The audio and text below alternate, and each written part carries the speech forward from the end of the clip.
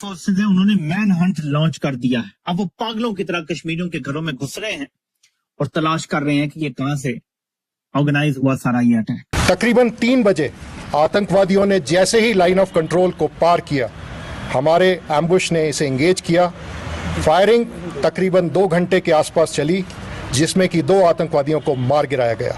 Indian media पे इस वक्त आग लगी हुई और ऐसे लगता है कि सारी इंटेलिजेंस उनके पास और एज एक्सपेक्टेड फौरी तौर पर सारा मलबा पाकिस्तान पे डाल दिया गया। आप जब तक पाकिस्तानी पंजाबी फौज की लाशें उनके गांव में नहीं पहुंचाएंगे, या आतंकवादियों को मारना छोड़िए, हाफिज सईद दुश्मन नहीं है, आसिम मुनीर दुश्मन है। दुश्मन को पहचाने आप लोग प्लीज। अब सवाल ये पैदा होता है कि नरेंद्र मोदी कहते हैं कि छोड़ा नहीं जाएगा जो लोग इसके रिस्पॉन्सिबल परपिट्रेटर्स हैं, तो जाहिर है कि वो 4, 5, 6 गनमैन की बात नहीं कर रहे जिन्हें हिंदुस्तानी अखबारात ने कहा है कि 5 या 6 थे। वो बात कर रहे हैं कि इसके पीछे मास्टरमाइंड कौन।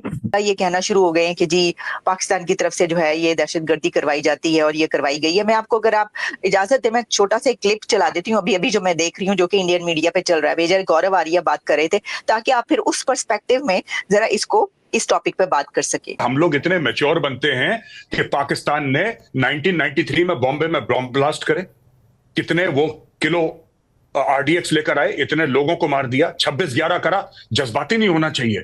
पार्लियामेंट पर अटैक कर दिया, जज्बाती कभी नहीं होना। अक्षरधाम मंदिर में अटैक कर दिया, कभी हम लोग जज्बाती नहीं होते। हजारों लोग कश्मीर में मार दिए, जज्बाती मत होना। पंजाब में आग लगाती, जज्बाती मत होना, कभी जज्बाती मत होना। हमारे जज्बात हम लोग लाश हैं क्या? आप सर काट के लाइए आसिम मुनीर का, आप अटैक करिए वहां पे। इनके पाकिस्तानी फौजी जब तक पाकिस्तानी पंजाबी फौजों की लाशें उनके गांव में नहीं जाएंगी, वहां से चीखने, रोने और बिलखने की आवाजें नहीं आएंगी, कश्मीर में शांति नहीं होगी। और अभी मुझे थोड़ी देर पहले ही पता चला है कि शायद किसी ग्रुप ने इसकी रिस्पॉन्सिबिलिटी भी एक्सेप्ट कर ली है, जो कि कहा जा रहा है एक साइड से कि लश्कर तैयबा का वो इस विंग है उनका। अच्छा, मैं इन जर्नैलों को एक बार फिर वाजे करना चाहता हूँ, आपके खिलाफ इतना तगड़ा केस इंडिया बना रहा है कि आप तसव्वुर नहीं कर सकते। इंडिया आपको वहां बांध के मारेगा अमेरिका के साथ और इसराइल के साथ मिलकर, कि आपको पानी भी नहीं मिलेगा।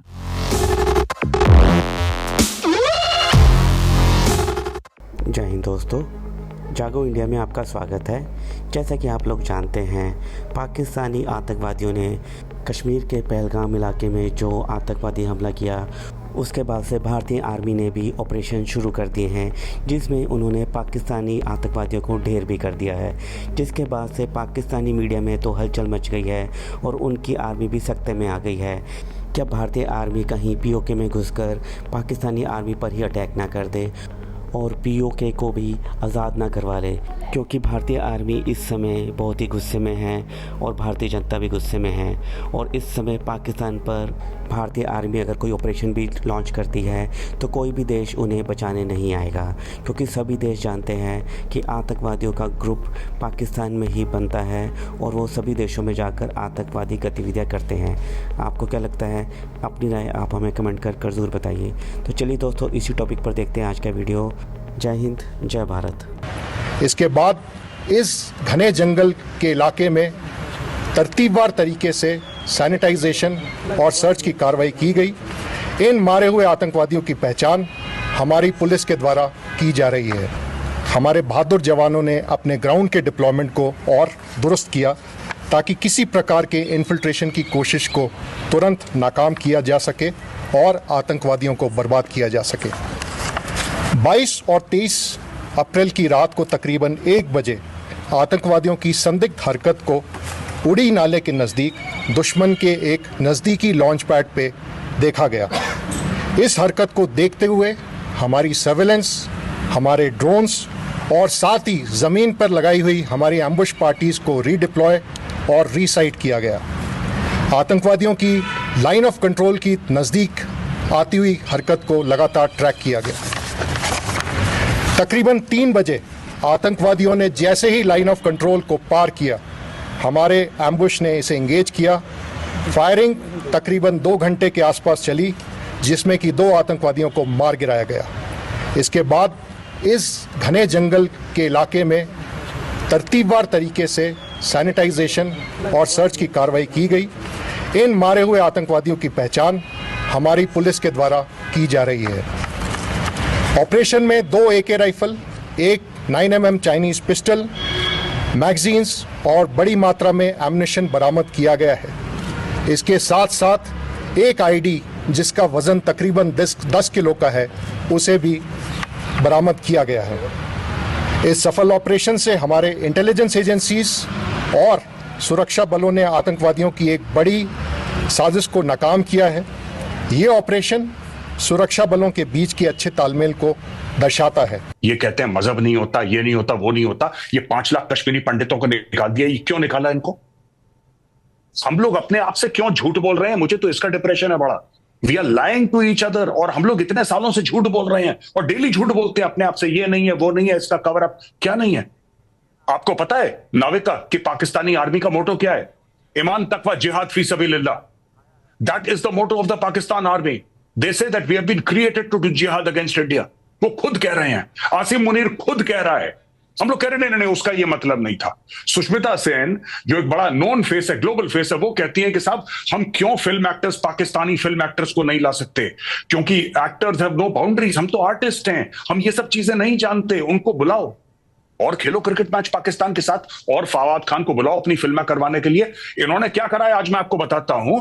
It is not only the hard work of everybody that they have destroyed, what they have done is, आपको लगता है कोई टूरिस्ट जाएगा कश्मीर?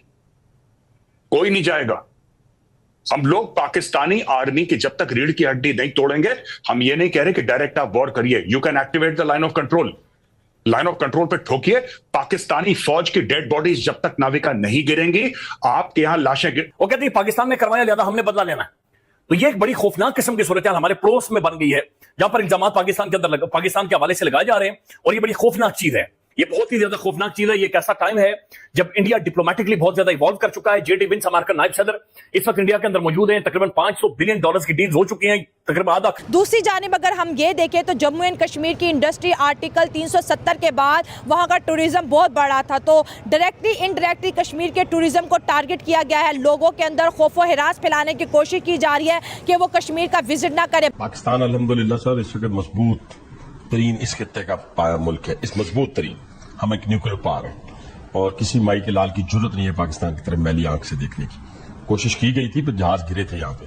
हाँ, लेकिन उसमें 2 चीजें आलिया ये मैं कहना चाहूंगा। पाकिस्तान वाली साइड से अगर देखा जाए तो ये दोनों टेट फॉर टैट चल रहा है। पाकिस्तान वाली साइड से मैंने सुना है, लोग कहते हैं कि ये जाफर एक्सप्रेस पे जो हुआ था उसका जवाब दिया गया है, लेकिन ये जवाब कब तक देते रहेंगे आप? अब मोदी जब कहते हैं कि वो इसका बहुत सख्त रिस्पॉन्स देंगे, तो वो सख्त रिस्पॉन्स क्या होगा ये वेडनेसडे मॉर्निंग को हमें पता चलेगा। लेकिन मैं इतना जरूर समझता हूं कि रिस्पॉन्स होगा जरूर, और हिंदुस्तान पाकिस्तान के दरमियान टेंशन जो हैं वो मुझे बहुत तेजी से बढ़ती यहाँ पे नजर आ रही हैं। हालात बिल्कुल एक नया रुख इख्तियार कर गए हैं। इंडियन जर्नल और इंडियन मीडिया मुकम्मल तौर पर पागल हो गया है, बल्कि बावले होकर वो पड़ गए हैं। यानी इंडिया के अंदर जो ट्रेंड चल रहा है वो रिवेंज है। रिवेंज।